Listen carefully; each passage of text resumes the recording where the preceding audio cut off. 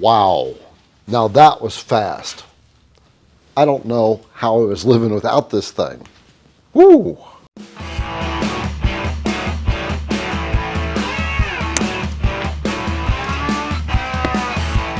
Hello, my CNC brother or sister. I'm Garrett with idcwoodcraft, your CNC router bit supply company. If you have a trim router on your CNC machine or a spindle, then you know the pain in the butt it is to grab your wrenches, undo the spindle so that you can get the router bit out. You got to take the spindle apart and clean it back up. And it's just kind of a pain, tedious type of thing. Well, we've got a little solution here called a Musclechuck, which is a device where it just takes a single Allen wrench to replace your bit. So we're going to set this thing up, give it a try, and if it passes, then I'll put a link down below for you where you can get it at. So let's get into putting this thing on our Makita, because this is the one for the Makita trim router, and see how fast our bit change takes with this guy. Let's go. idcwoodcraft.com. And this is what this is. It's got a taper inside right at the top there that fits up into the Makita taper up there, and then the thread on the outside, which of course fits on the spindle thread right here. And then on the back side, or on the bottom side, it's just a split collar, and the router bit will go in there, and then we would just tighten it down with one wrench. Let's just do a little quick test and see. I didn't tighten that tight, and boy, that's in there pretty solid. And then we'll do a test on it. We'll make sure that what kind of runout it has. Is this supposed to have only a 1/1000th runout? So we're going to take this apart up here in the spindle, get the collet out of there. So you know that every time you change out, you got to get that collet out to clean off the sawdust in there. Okay, so now it's time to put the Musclechuck in. Now, the Musclechuck does not use your standard Makita wrench that comes with it. This is a 3/4 inch nut on it. So we're simply going to try to put this guy on now. Ooh, fits right on there. And I can feel it snugging up against the collet.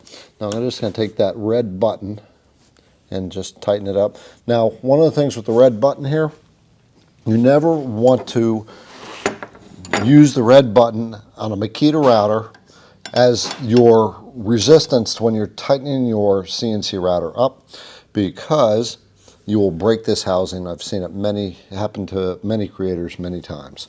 So what we're going to do is we're going to take this one, go on the shaft slot, and we'll take this one, the 3/4 inch wrench, and we're going to snug things down. Now I feel it seating in there quite a bit, and got a good snug on there. Now let's see how fast it is to replace the router bit. I'm going to just slip that guy right up in there and get the wrench in there, tighten it down, and boom, she's in there. Okay, now this was really lightning fast. We're going to go ahead and do a bit swap and see how much faster it is. So let's do that. I'm going to put the 1.5 inch ultra smooth surfacing bit from IDC Woodcraft in this. Right now I've got the 1/4 inch down cutter in there, so I'm going to just slip my wrench into the screw. I like that. It's kind of tough to get in there, which means they're using a high quality screw. Loosen that up and put that in, give it a little twist, and that thing's in there. All right, so what we're going to do now is I'm going to see how it's going to work with an adapter, a 1/4 inch to 1/8 adapter collet. And let's see if it slips in there quite nicely. Give it a little snug, a little extra snug, and that has grabbed that drill bit. So now we got to test this thing out, but first I want to check it for runout. Okay, so I have my indicator. What we're going to do is check what they call runout on the router bit with the Musclechuck. And what that means is, as the router bit is spinning, there's an axis through there, and that router bit should spin completely true. Runout is if the router bit is actually wobbling around in the collet, and that would mean that the collet isn't true. Now, the Musclechuck is supposed to have a 1/1000 of an inch runout. We are going to check that with my indicator, and we are going to do it with the a straight shank bit. We're going to the 90-degree ultra clean cutting 90-degree V bit. Now, this is a bit from IDC Woodcraft. It's a bladed V bit right here. These are designed to cut super clean. Anyway, we're going to put that up in here, and I'm just going to slip it up a little ways, and we're going to tighten it down, and then I'm going to put my indicator dial on it. I like that this screw is hard to get the wrench into. That just tells me it's a good quality screw on there. So I'm going to clear things out, and this is what an indicator is. So it's a dial gauge here, and it's going to measure in the 1/1000 of an inch, and we just want to make sure that when we set this to 0 and this end is touching against the bit while I rotate it, that we don't get too much bouncing around on this. We should get at the most a very minor bit. I can't even move it that small as to what I want to get out of it. So I'm going to set this up, and then we're going to do it. Setting up an indicator can be tricky sometimes. This is a magnetic base, but I don't have a metal table to do that, lock it down on. So I'm just going to be gentle with it. So I'm going to bring this up and just hold it with my hand over here. And I've centered up the indicator. Okay, and that dial can turn so that I'm at 0, but I'm just going to kind of eyeball it into something, anything. All right, so we turn this. So we've got about a 2.5 run out. Okay, so the run out thing, 3/1000 is maybe something you might be concerned about. However, I'm not chucking this bit up the way that you need to chuck bits in the collets. Now, come in, and I want to show you exactly what I mean. IDC Woodcraft, first of all, has put out the proper holding of CNC router bits. And there's certain rules you want to follow on your router bits when you are chucking them in your machine. And chucking, by chucking, I mean that how you are clamping it in. So over here, we are chucked in with the router bit right there. There are rules of what they call the rule of thirds, and that means that from your flute you have a green section. What that means, that's the area that you optimally want to clamp in, and then your cutting edges will be down below that. There's a yellow section if you go to the next third of the shank. Then we got to start getting a little concerned. You see over here we have to reduce our feeds and speeds, because now we are extending our router bit out a little bit further than what we should be. And then we have a red zone right here. You should never chuck your bits, have them sticking out past that red zone where you're just trying to chuck up on that red zone. What some creators tend to do is they're trying to get as much length out of their router bits as possible, and so they will chuck up on they'll pull it out of the collet and just try to get as much as they can, and you're asking yourself to break your router bit when you do that. And you're going to get a lot of chatter because you're losing the grip area of your bit. It's just not optimal, and it's not the way to do it. So this chart is something that IDC now puts out, and if you want that, I'll put a link down below, and you can download the PDF of this and paste it up by your machine. There's a link in the description for that. And it's always a trick to get that in there. So we should be up like that on this bit right here. And we are pretty much at the edge of the first third of the bit. And then we're going to get the indicator back on it, and we're going to check that for run out. And I'm going to run it up there, give it a little spin. And we are about 1.5 to 2 run out max. So we are pretty good here. I'm very happy with that. This sticker goes out with all orders as of now. When you purchase from IDC Woodcraft, if you are a first-time customer, and it goes out with all sets. You will have this as a reference. If you just want it and you're not buying something from IDC Woodcraft, then again, the link is down below to download this as a PDF. And so now we're going to put it to the test. We're going to carve out a little sign right here that you see I have made called Home Sweet Home. And we're going to do some V carving here. We're going to V profile here, and then we'll do a cutout here with a 3/16 compression end mill from IDC Woodcraft.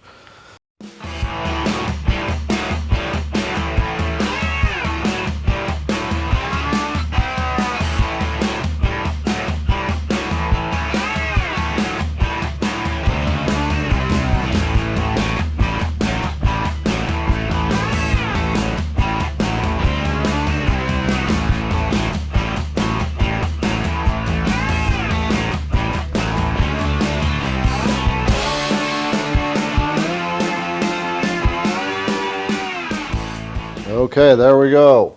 Let's take a look and see what we got. Move back. Move back. All right. Home sweet home. So now we have to do the cutout. So we have to do another tool change. And this is where it's going to work the Musclechuck a little bit more than what these two bits did, because it's actually doing cutout of the wood. We are going to be using the 3/16 compression bit from IDC Woodcraft.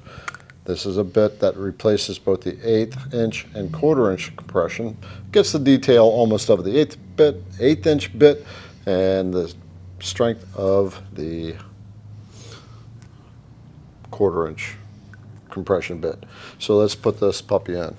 Okay, let's see how fast this one is. Just to get in there and get that tool in there. There we go. Come on, baby. I think it takes longer to get the wrench into the screw than it does changing out the router bit. 1, 2, 3, 4, 5, 6, 7. Following the rule of thirds, I'm about 1/4 of an inch, and that's it. It probably took 3 seconds. All right.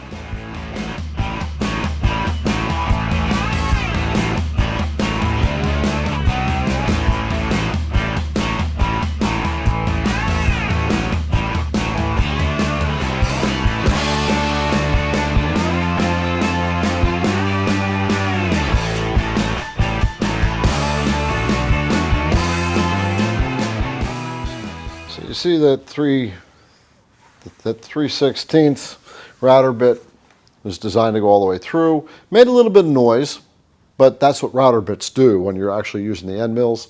And so, you know what, I'm going to do one more thing to this.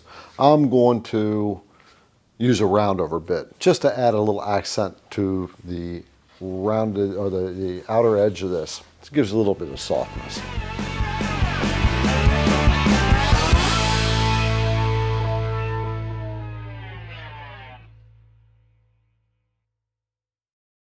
So what we've added is the 1/4 inch roundover bit from IDC Woodcraft, and this is a pointed roundover bit. This is what you want to get when you're getting a roundover bit. Some of them will have a flat on there, which means you have to offset it in your design, and it's actually a little more complicated when you do that, especially when you're a beginner. So what this bit is going to do is going to put a radius in this part of the project here and make the whole sign look nice and pretty. So let's rock and roll.